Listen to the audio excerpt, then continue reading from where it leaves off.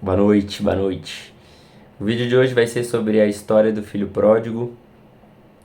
Se você não conhece essa história, fica aí. E se você já conhece, a gente vai aprender 9 ensinamentos que a gente pode tirar dessa história sensacional que fica em Lucas capítulo 15. Então eu vou ler essa história e depois a gente destrincha rapidinho sobre os ensinamentos. Vamos lá. Jesus continuou: Um homem tinha 2 filhos. O filho mais jovem disse ao pai: Quero a parte da minha herança. E o pai dividiu seus bens entre os filhos. Alguns dias depois, o filho mais jovem arrumou suas coisas e se mudou para uma terra distante, onde desperdiçou tudo o que tinha por viver de forma desregrada. Quando seu dinheiro acabou, uma grande fome se espalhou pela terra e ele começou a passar necessidade. Convenceu um fazendeiro da região a empregá-lo, e esse homem o mandou a seus campos para cuidar dos porcos. Embora quisesse saciar a fome com as vagens dadas aos porcos, ninguém lhe dava coisa alguma. Quando finalmente caiu em si, disse: Até os empregados de meu pai têm comida de sobra e eu estou aqui morrendo de fome. Vou retornar à casa do meu pai e dizer: Pai, pequei contra o céu e contra o Senhor e não sou mais digno de ser chamado seu filho. Por favor, trate-me como seu empregado. Então voltou para a casa de seu pai. Quando ele ainda estava longe, seu pai o viu. Cheio de compaixão, correu para o filho, o abraçou e o beijou. O filho disse: Pai, pequei contra o céu e contra o Senhor, não sou mais digno de ser chamado seu filho. O pai, no entanto, disse aos servos: Depressa, tragam a melhor roupa da casa e vistam nele, coloquem-lhe um anel no dedo e sandália nos pés, matem o novilho gordo, faremos um banquete e celebraremos.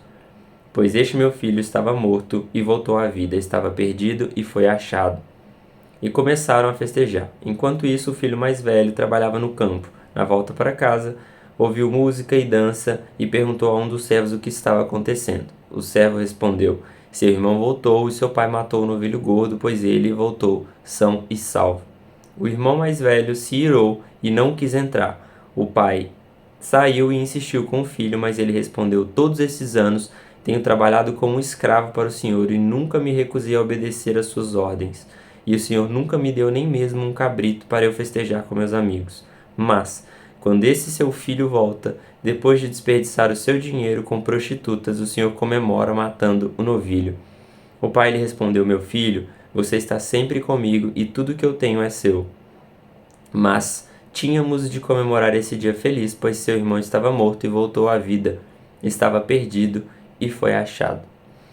O primeiro ensinamento que a gente pode tirar está no versículo 13, bem no comecinho. Alguns dias depois, o filho mais jovem arrumou suas coisas e se mudou para uma terra distante, onde desperdiçou tudo que tinha por viver de forma desregrada.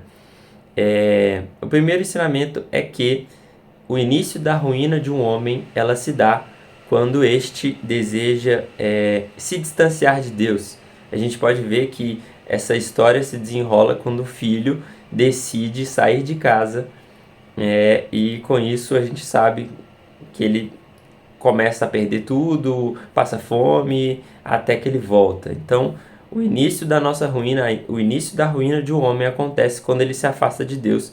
Isso a gente fica muito claro se a gente vê na nossa sociedade o quanto é diretamente proporcional o fato da nossa sociedade estar cada vez mais distante de Deus e cada vez mais infeliz e triste e desperdiçando sua vida e seus bens de maneira desordenada. Esse é o primeiro ensinamento. O segundo ensinamento também está nesse versículo, que o filho mais jovem arrumou suas coisas e se mudou para uma terra distante, onde desperdiçou tudo o que tinha por viver de forma desregrada. O segundo ensinamento é: viver de maneira desregrada nos leva ao desperdício.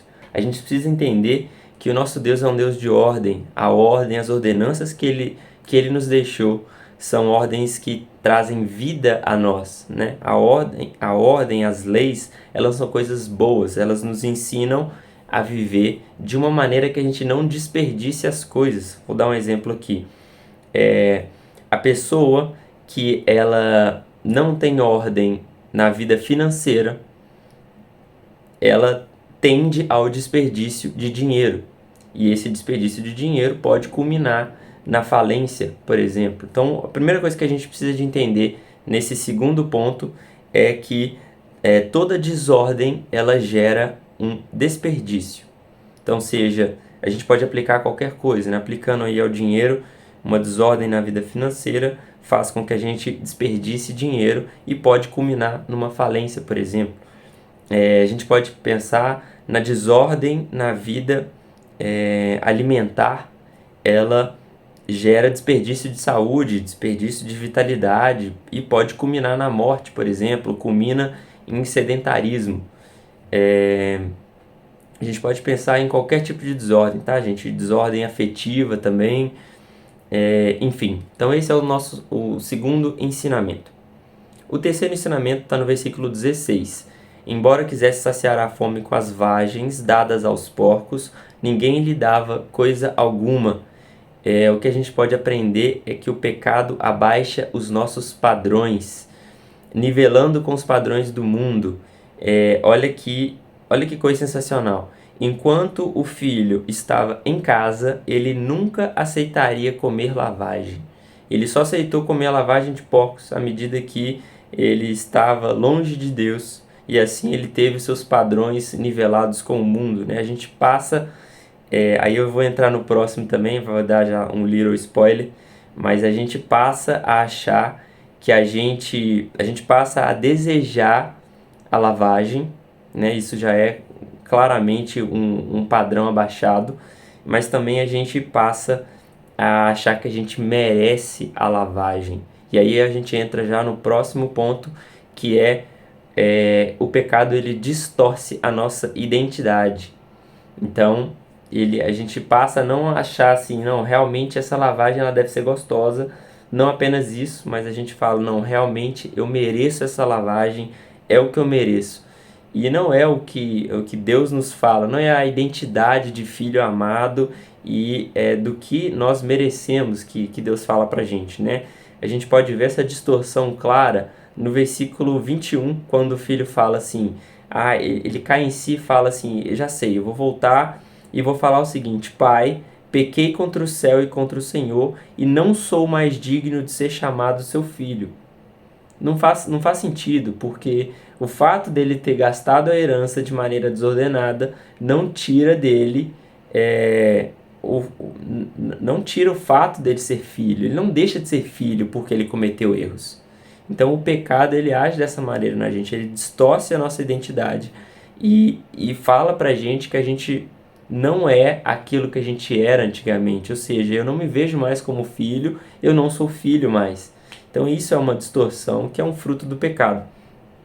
Continuando, quando finalmente caiu em si, esse é o versículo 16 e 17. Quando finalmente caiu em si, disse, até os empregados de meu pai têm comida de sobra e eu estou aqui morrendo de fome.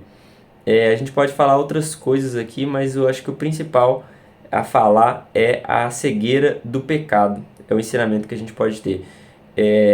Quando a gente está no pecado, o pecado gera morte em nós, né? Eu não me esqueço de um pequeno teatro que eu vi num retiro católico que eu fiz uma vez, e era um cara que estava morto no chão, fingindo de morto, claro, e chegava um outro cara e começava a meio que chutar ele, e meio que pisar na mão dele, foi uma coisa cômica, né? A galera começou a rir, e aí depois eles entraram com esse ensinamento que foi algo que me marcou, que é quando a gente está morto, a gente não sente as coisas, né? Porque a gente está morto.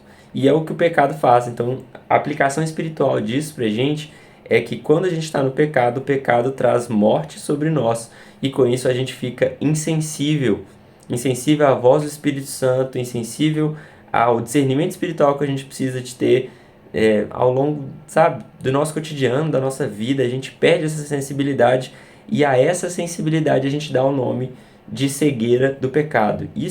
Por isso que muitas pessoas estão em situações tão podres e horríveis e elas não se veem nessas situações podres e horríveis. É justamente por causa desse fenômeno que o pecado faz conosco, né? A cegueira do pecado.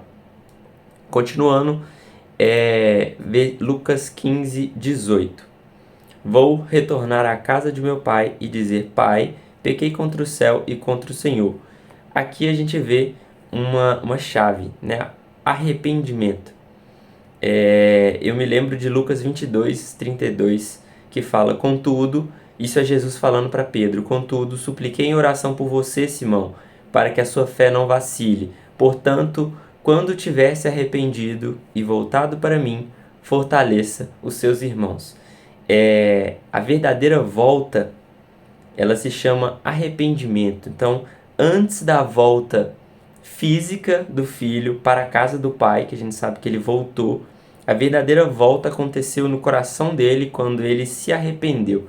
Então, todo recomeço de vida, ele deve começar através do arrependimento. Ele deve começar primeiramente no arrependimento, ainda que haja necessidade de uma volta, por exemplo, de hábitos. Eu fazia coisas boas e agora faço um tanto de coisa ruim. Então, assim, deve haver essa segunda volta. Por exemplo, não adianta o filho chegar assim: não, me arrependo de ter gastado tudo isso aqui, mas eu não vou voltar para casa. Não.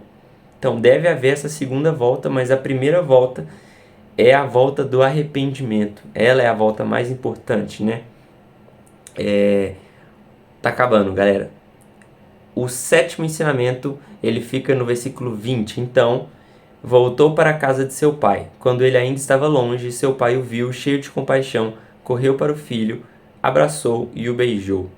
Isso é maravilhoso, cara. Dá vontade de chorar se você parar para pensar, que é o ensinamento de que Deus não nos trata segundo as nossas faltas. Mesmo o filho pedindo a herança, quase, com outras palavras, matando um pai que estava vivo, né? Porque você pede a herança com um pai em vida, é um pouco, no mínimo, estranho. Gastando tudo com prostituta, ou seja, da maneira, sabe, bem desordenada, da pior maneira possível. E ele volta e o pai o recebe com um olhar de compaixão, com um abraço, com um beijo. Então, isso é magnífico se a gente pensar que Deus não nos trata segundo as nossas faltas. Como isso é único, cara, se você refletir nisso, e como isso nos dá esperança, sabe? Isso é algo que só Deus pode nos dar. O oitavo e penúltimo ponto está no versículo 22 a 24. O pai, no entanto, disse aos servos: Depressa, tragam a melhor roupa da casa e vistam nele. Coloquem-lhe um anel no dedo e sandálias nos pés. Matem o novilho gordo, faremos um banquete e celebraremos. Pois esse meu filho estava morto e voltou à vida, estava perdido e foi achado. E começaram a festejar. E o oitavo ensinamento é: a alegria do reencontro, ela será sempre maior do que o tempo da infidelidade. Não importa o tempo, não importa as coisas que você fez longe de Deus, a alegria de receber você de novo nos caminhos de Cristo, ela sempre vai ser maior do que qualquer período, qualquer tempo de infidelidade, de qualquer tempo de erro, né? A palavra fala que haverá mais festa no céu entre os anjos quando um pecador se arrepende do que 99 justos que não necessitam de arrependimento. Então a gente precisa de entender que a alegria de Deus em nos receber de volta em seus caminhos, ela é muito maior do que qualquer tempo de erro, de ignorância e de infidelidade. E o último ponto está no versículo 28 e 30. O irmão mais velho se irou e não quis entrar. O pai saiu e insistiu com o filho. Mas quando esse seu filho volta, depois de desperdiçar o seu dinheiro com prostitutas, o Senhor comemora matando o novilho gordo.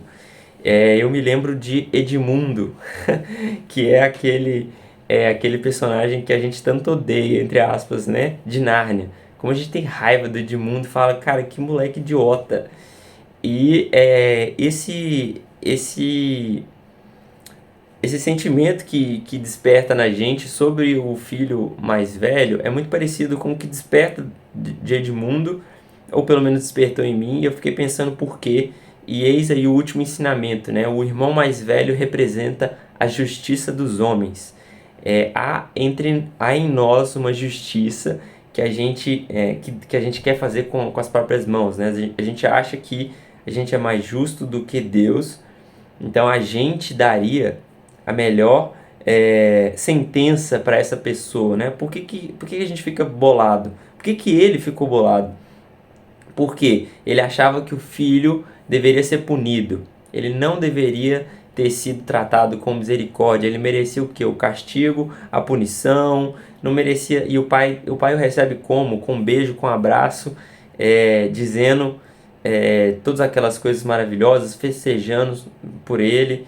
Então, essa reação do filho mais velho é uma reação preocupante, que mostra em nós como o nosso olhar é de superioridade, né? A gente pensa que, nossa, eu tô aqui, eu mereço, porque eu tô na igreja, eu mereço, sabe, glórias e honras, mas aquele lá que está em pecado longe, ele não, merece punição. Olha aquilo de errado que ele fez. Ele merece, assim, não merece a misericórdia de Deus de nenhuma maneira. Então, é isso. Desculpem, o vídeo ficou muito longo, mas eu espero que tenham gostado dessa mensagem. É isso. Deus abençoe. É nóis, tamo junto.